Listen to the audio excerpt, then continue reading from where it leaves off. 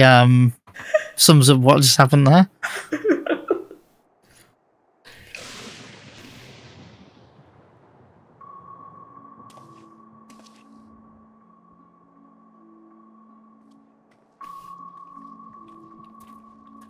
It's been 84 years.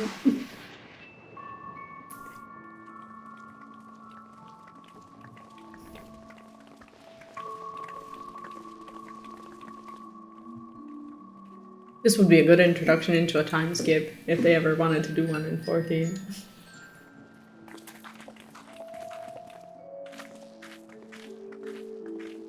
Oh no, I think that's his house. My home. It's in ruins. But why? What happened here?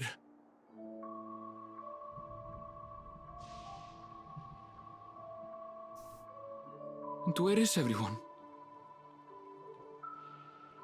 I had a look in a few of the other houses, but they had clearly been abandoned. Damn it all. None of this makes sense.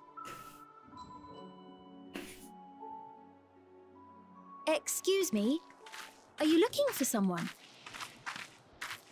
What the? Hi.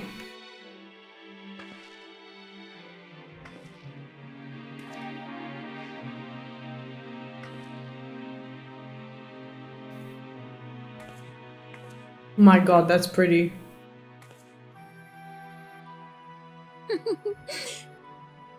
I apologize for giving you a fright. However, I did have reason to keep to the shadows. Eorzea has told me a great deal about you. Eorzea? Greetings, and welcome to the realm of Alexandria. I am Sphene, the Queen of Reason.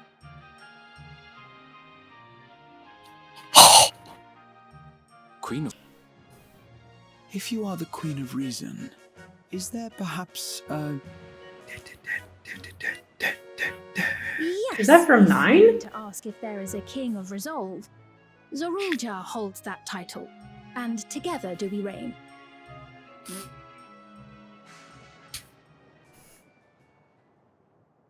Then you are both behind the attack on Tulihiola. And I doubt you're here to offer us a warm reception. Stand down, we'll come out. Stand down.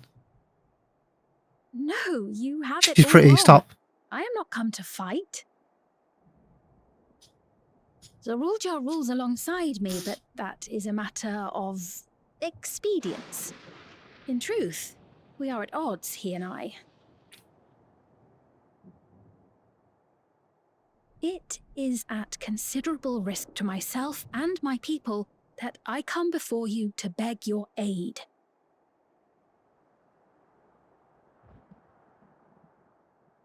Our aid? I'll admit I cannot imagine King Eorzea is keen to share and share alike. But if what you say is true, you're still the Queen.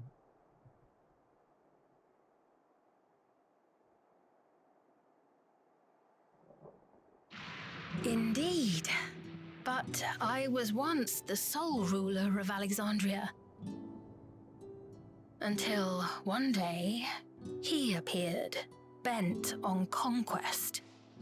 In my weakness, I feared his power. So I persuaded him to forego violence and strike a bargain. I would remain queen, and he would receive technology that would empower him to achieve even loftier ambitions, along with the knowledge to use it.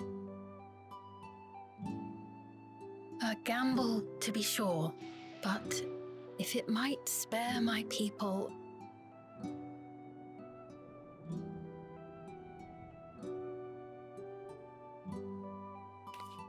If I may, the dome surrounding these lands was erected but recently. How is it he was able to not only invade, but instate a new system of leadership in a mere matter of days?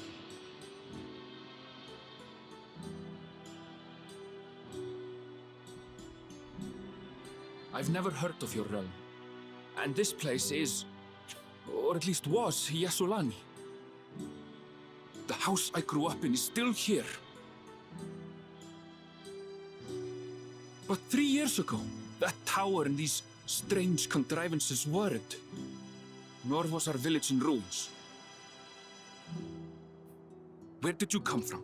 And what happened to the people who lived here? You must know!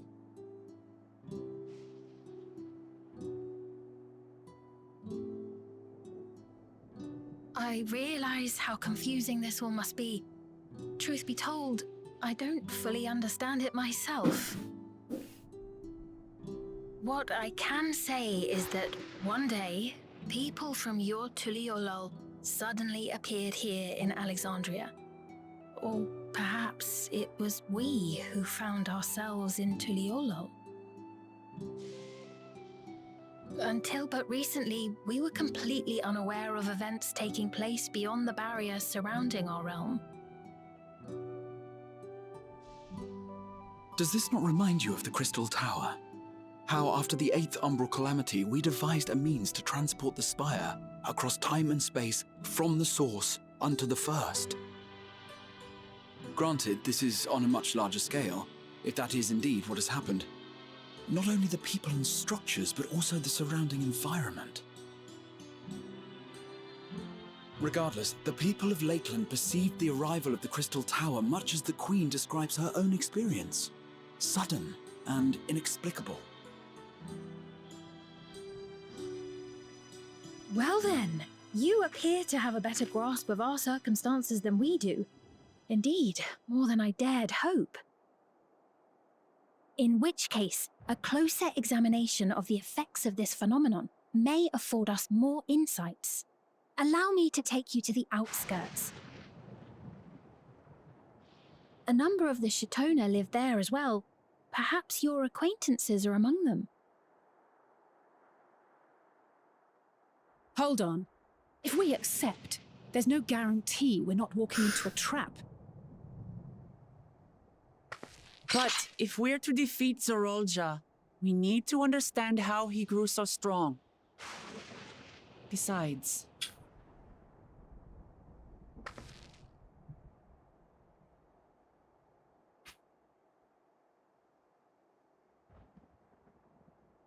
You're right. Queen Sphene, before we go, Your Majesty, I have to ask, did you really have nothing to do with the attack on Tuliolol? Noble Wook Lamart, shall we dispense with the formalities? I'll not deny the soldiers and airships that attacked your people are products of Alexandria. But it was Eorzea, not we, who fashioned them into weapons of war and laid siege to Tuliolol. So he alone is to blame. No, I may not have prosecuted this war, but I nevertheless bear responsibility for it. Perhaps. I know next to nothing about you, let alone what you've been through. So by all means, show us around. I think we'll learn a lot from meeting your people.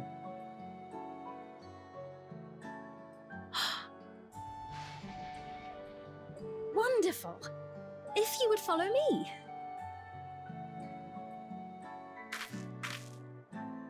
I mean, I'm a little suspicious. So I'm gonna go with the second one.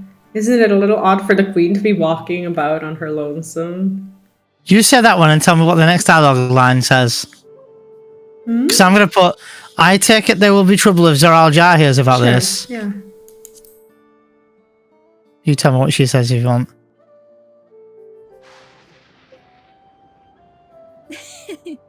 Is that concern or suspicion? What did she Is say, that Vee? concern or suspicion?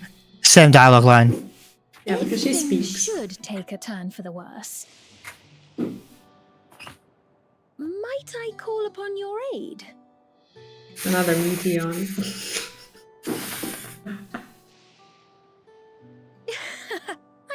best, of course. But you do strike me as the most capable here. I love her dress. So cute.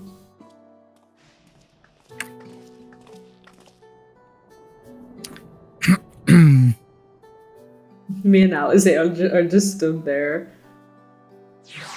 Alright, I got things to say. First of all, they sit the kingdom, or whatever you want to call it, of Alexandria. Straight up reference from a Final Fantasy IX. Literally, you start FF9, that's the kingdom of Alexandria, who is the princess, Vee, of Final Fantasy IX. That can't be her. Why would they change her name? No. Who is? I'm asking you. Like, who is the princess? Well, I get that they're referencing like Dagger, but well, Dagger. Yeah, and what's her real name? In 9. It's not Sphene. No, it's not. Well, I don't want to spoil everything for people who have not played 9. I'm trying to. Well, I'll say it. I don't care for spoiling because it's just a name. Okay. Spoilers. So her name's Garnet, which is a type of gem, a jewel, and they've named her Sphene, which is also a type of jewel or gem, which is quite not quite the same reference, but the fact that they've gone with the jewel or gem name. You know, like you've got. I didn't know Garnet was a gem to begin with, so I. Oh, Garnet, yeah, Garnet is a gem. Garnet, Sphene. I didn't even know Sphene was a gem, so I wouldn't have gotten the reference. Topaz, diamond, ruby, all these are gems, aren't they? Let's finish the quest and then we'll talk about it, because they might reveal something, if you agree. Oh, okay. I think it goes without saying, but we're not going to trust her just like that, right? Any way you look at it, a mysterious girl who appears out of nowhere proclaiming herself a queen is suspicious. I'm gonna say right here now that I trust her. I trust her because I just don't think they would give another expansion where they're gonna get this innocent girl and make her evil again. They've already did that once in Endwalker. I don't think they'll do it again the following expansion. So I'm saying that she's trustworthy at the very least, and I think I mean, again, it's a video game, so it's hard to say, but when she was like looking down and she said, she was admitting, saying, we're not saying that she's not a part of the war, but it's not all her fault, but she did take part in it. And that I wonder if that's something more to do with, you know, oh my god, the sky.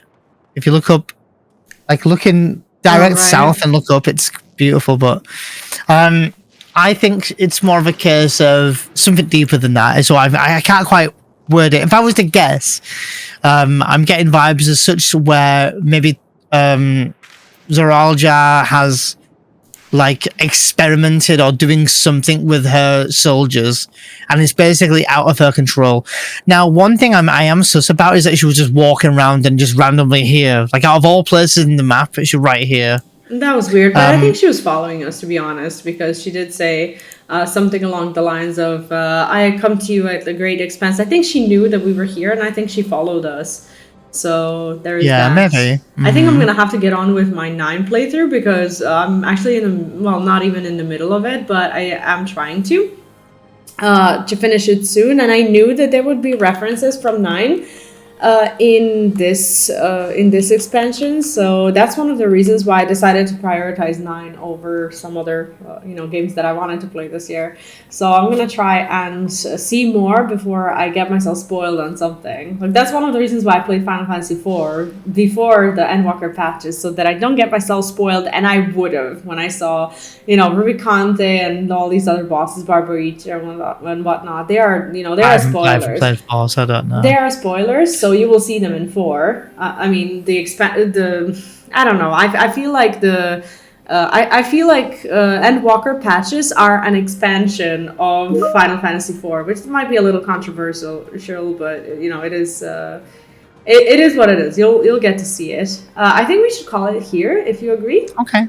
I actually really enjoyed today's story, and I think that it's gonna start getting really, really good now, and I'm glad that we're stopping here because next time we actually get to go and see their Alexandria and figure out, you know, what it is that just happened here with time and space, which I'm not a big fan of time switches. I'm actually fine with the time switch. I guess I don't like time loops. So I guess we'll just have to go and see how they did it this time around.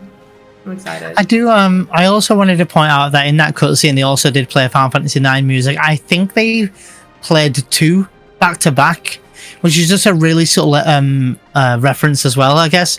But also, because we know that 9's not connected to this game. It's not.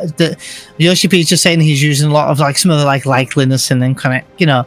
But also, immediately when I saw her, she had maybe some vibes to Garnet, like maybe looking a little bit, and she does look very princessy. That Garnet can kind of look like, you know. Again, I'm not going to spoil, but yeah. That in the pre-purchase of Dawntrail, I think the minion that you get is Zidane. So I'm actually gonna get the minion out and see if minions, sometimes in very rare cases, sometimes minions have interactions depending on like who they see and whatnot. So just in case, I'll, you know, I don't know if you got it as a pre-purchase. You might have, I don't know, but in case, you know, you have the minion, maybe, just maybe there's a, you know, a little bit of an Easter egg or something. Well, we'll see. I think it would be quite cool if they did it. Oh no, I gotta wind up Garnet. Is it Garnet? Ironically. I thought it was and it says here. And it says here, once upon a time, there lived a princess who hailed from a long line of summoners. Legend holds that she was abducted by a band of thieves, whereupon she set out on a journey under assumed identity, possessed of an angelic voice. She often hummed beautiful songs that touched the heart. I thought, no, I can't find it. Minion guide, it's not a companion. Okay, do we have I thought it was Zidane for some reason. No, I have it. I have Zidane for some reason. Okay. Just for fun, can you summon Garnet? I don't know if I have her, but for Zidane it says, once upon a time there lived a debonair youth who belonged to a band of thieves masquerading as a theater troupe. Legend holds that he and his fellows set out to kidnap a royal princess, an act that led them to embark upon a quest to ensure the very survival of the star. Oh my god, they're interacting. Oh my god, really? Yeah, he's kneeling at her, and she's doing that. Oh my god, that's so cute, isn't it? I love it. I love that. Also, just for random knowledge and not for a bit of self-promo here, I just speedran Final Fantasy IX all the way through from start to finish, all in one sitting yesterday for 12 hours. So I'm really like in FF9 right now. So seeing Zidane and Garnet like this is so cute. How cute is that? He does like a backflip and he kneels at her. It's so cute. Wait, I'm trying to sit to see better. Sit. There we go. Okay, and if you press home, then you'll see them a lot better, I think. I think that's so cool. I think it's really nice. I don't know if you were aware of these like little interactions that they sometimes do, but okay, I think it's nice. The backflip he does there, I think, is a celebration pose, I think.